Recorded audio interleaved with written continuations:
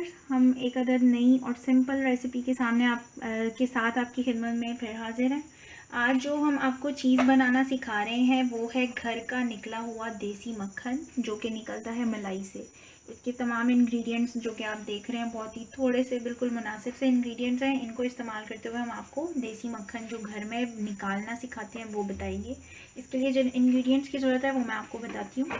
ये रखा हुआ है सबसे पहले दही के अलावा है हमारे पास मलाई जो निकली हुई थी। इस वक्त ये मेरे पास थोड़ी सी फ्रोज़न फॉर्म में, इससे आपको ये इस तरह स्लाइसिंग में नज़र आ रही है। ये है बेसिकली मलाई में हम दही का जाग लगाएंगे।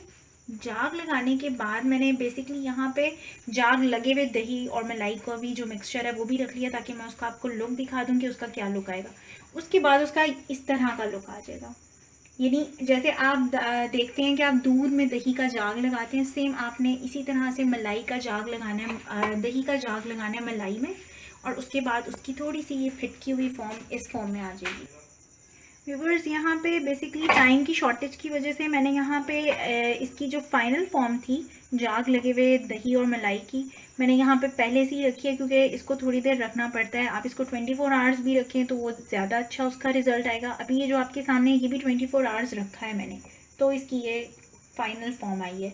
टाइम की शॉर्टेज की वजह से मैंने इसको पहले से ही रेडी रखा है।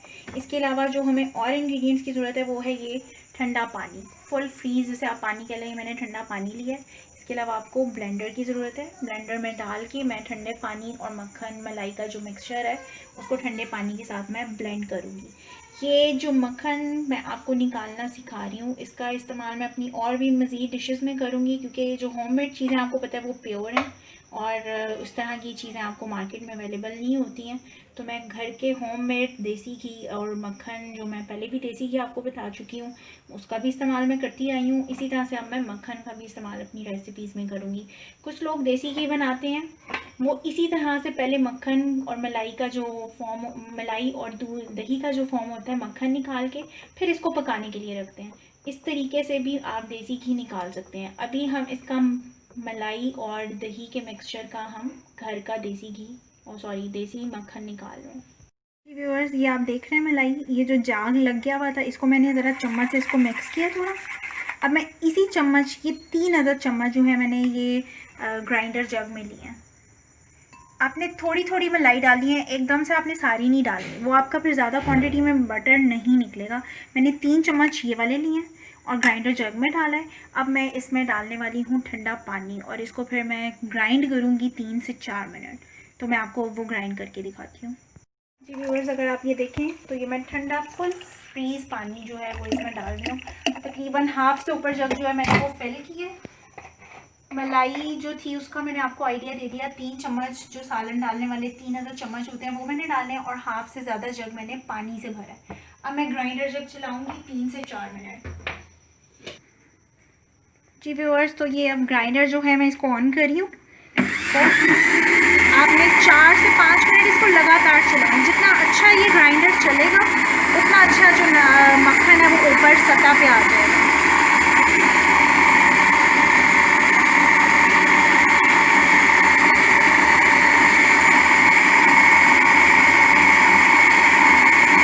ये अभी थोड़ा सा रोक के मैं आपको दिखाती हूँ ताकि आपको थोड़ा सा आइडिया हो कि ये मक्खन की क्या इसके ऊपर आने वाली है सिचुएशन। ये देखें, अगर आप देख सकें, ये देखें ये मक्खन ऊपर आना शुरू हो गया। अब मैं इसको जितना ज़्यादा अच्छे से ग्राइंड करूँगी उतना ही ज़्यादा क्वांटिटी में आप देखेंगे मक्खन फूल के जो है वो ऊपर की तरफ आएगा। ये देखें, जितना पानी मैंने ऐड किया था वो पानी सबका सब जग के बिल्कुल नीचे है और जो ऊपर की जो सतह है उसके ऊपर ये सारा मक्खन आ गया। इसको निकालने में भी आपको कोई मुश्किल नहीं होगी। हाथ की मदद से, स्टेनर की मदद से आप निकाल सकते हैं, लेकिन स्टेनर से मैं आपको कहूँगी मत करें। आप हाथ से इसको निकालें, वो बहुत ईजी, बड़ा क्विक और ज़्यादा अच्छे से निकलेगा। ये देखें, ये फॉर्म आ गई है। अभी इसको मैं मज़ीद 3 से 2 मिनट जो है वो ग्राइंड करने वाली हूँ। व्यूअर्स, आप देखें तो मैं इसको मुसलसल ग्राइंडर को चला रही हूँ। अभी भी मैं मज़ीद इसको ग्राइंड करूँगी ताकि ज़्यादा अच्छा मक्खन का टेक्सचर आ जाए। अभी भी आप देखें मैं इसको बिल्कुल सही ग्राइंड स्पीड में कर रही हूँ। व्यूअर्स, ये 5 मिनट जो हमने ग्राइंडर चलाया था, ये आप ये देखें, ये फाइनल बिल्कुल मक्खन ऊपर आ गया है।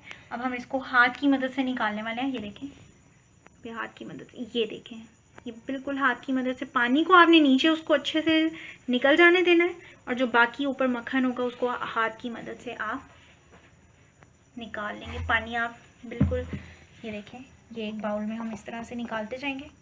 जो ये हाथ से चीज़ आएगी ये स्ट्रेनर से नहीं चीज़ आएगी, इसलिए प्लीज़ आप, मेरी ये टिप है आपको कि आप हाथ की मदद से इसको पानी से अलग करें।